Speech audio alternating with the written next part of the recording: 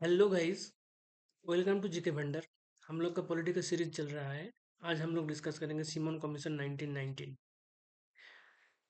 इसका last video में हम लोग डिस्कस किए थे government of India act 1919।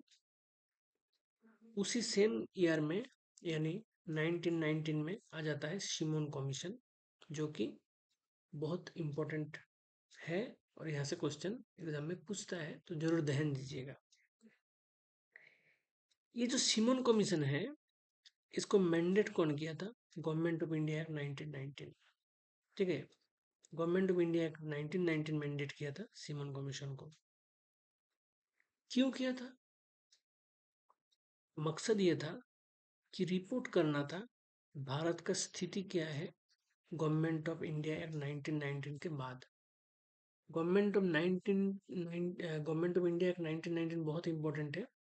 Last video हम लोग डिस्कस किए हैं, उसको जरूर देखना, बहुत इंपॉर्टेंट है। और उससे आप लोग को पता चल जाएगा कि 1919 क्यों इंपॉर्टेंट है और क्या क्या ऐसा इंपॉर्टेंट स्टेप था जो वहां पर लिया गया था। ठीक है, और वो सब स्टेप जो भी गवर्नमेंट ऑफ इंडिया एक्ट 1919 में लिया गया था, वो कैसे चल रहा है, कैसे कैसा स्थिति वो क्रिएट कर रहा है, कैसा कंडीशन क्रिएट कर रहा है भारत में, इसका रिपोर्ट लेने के लिए सीमन कमीशन का शुरुआत हुआ था 1919 में। ठीक है, और ये मैंडेटेड था गवर्नमेंट ऑफ इंडिया एक्ट 1919 में।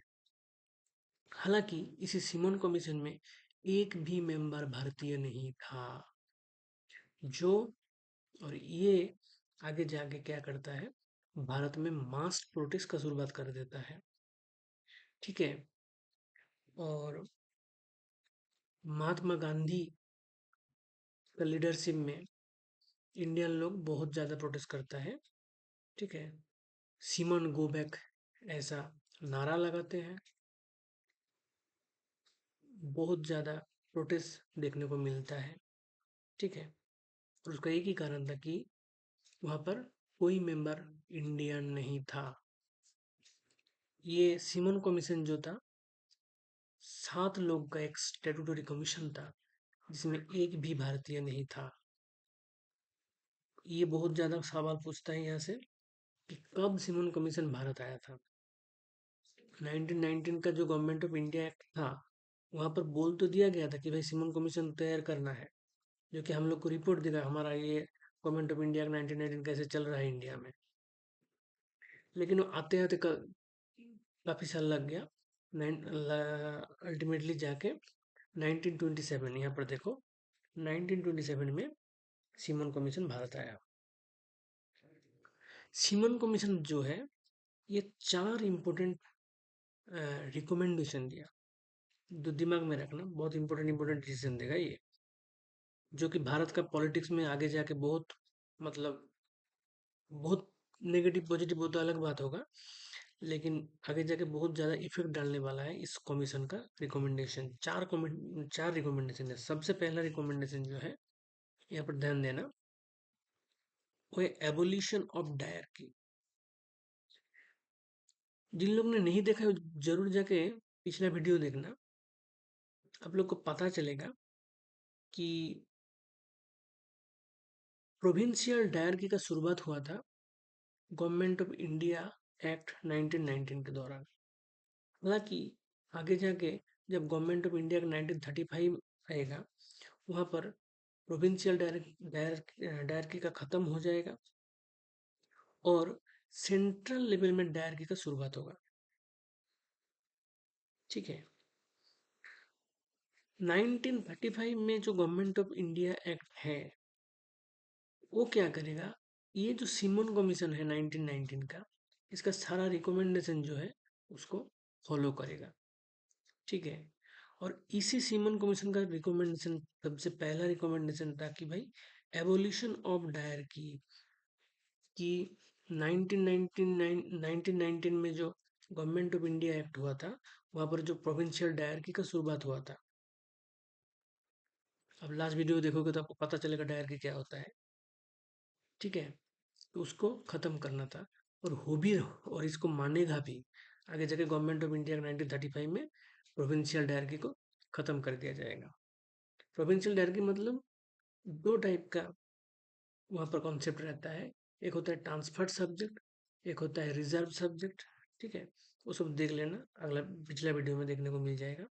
तो ये साइमन कमीशन यहाँ पर पहला रिकमेंडेशन देता है कि भाई डायरेक्टली नहीं चलेगा। और होता भी ऐसा है, 1935 में गवर्नमेंट ऑफ इंडिया एक्ट में डायरेक्टली प्रोविंशियल डायरेक्टली खत्म हो जाता है और सेंट्रल डायरेक्टली का शुरुआत होता है। दूसरा रिकमेंडेशन क्या था इस कमीशन का, देखो, establishment of A federation. Federation मतलब यूनियन कह सकते हो। ठीक है, दूसरा रिकमेंडेशन ये देता है कि भाई एक फेडरेशन का शुरुआत करना पड़ेगा, यानी यूनियन जो कि सेंट्रली कंट्रोल करेगा पूरा भारत को। ठीक है, कॉन्टिन्यूएशन ऑफ कम्युनल इलेक्टोरेट। हम लोग देखे थे कि गवर्नमेंट ऑफ इंडिया 1909 में सबसे पहला कम्युनल इलेक्शन का शुरुआत हुआ था।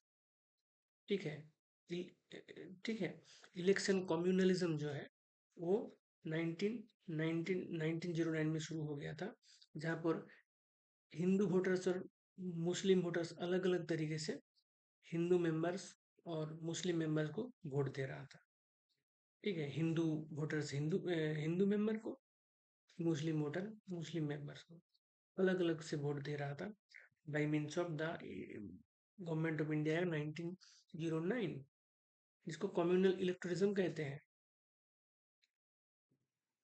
ठीक है, इलेक्शन कम्युनलिज्म कहते हैं। ठीक है, और फादर ऑफ कम्युनल इलेक्टोरेट इसको कहते हैं हम लोग मिंटो को। ठीक है, लॉर्ड मिंटो। लॉर्ड मिंटो कौन था, उस टाइम का वाइसरॉय था।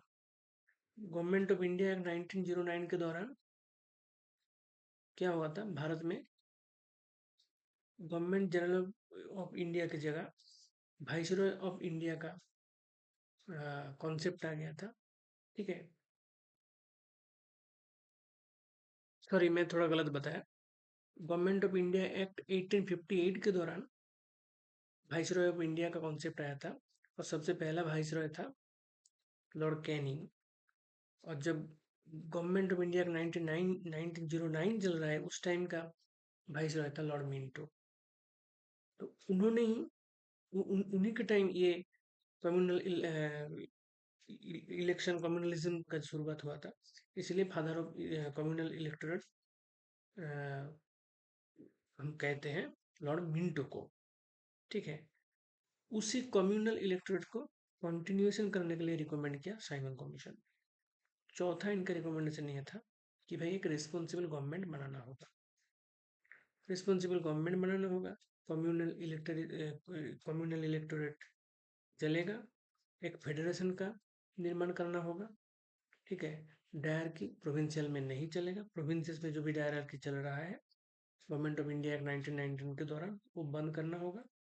फेडरेशन को बढ़ावा देना है, एक फेडरेशन बनाना है, और सेंट्रल लेवल में डायरकी डायरकी शुरू होगा। ऐसा रिकमेंडेशन साइमन कमीशन ने दिया था।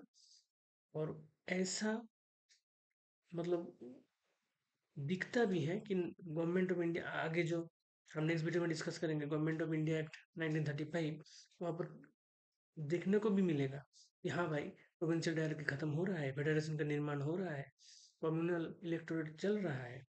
ऐसा होते हुए भी दिखेगा अगला एक्ट्स में। देखो यहाँ पर लिख भी दिया है, recommendation of the committee incorporated in government of India 1935। कैसे हुआ वो हम नेक्स्ट वीडियो में देखेंगे, जब government of India act 1935 discuss करेंगे। तो subscribe to GK Bhandar and stay tune for the upcoming videos. Last तक देखने के लिए बहुत बहुत धन्यवाद। Thank you.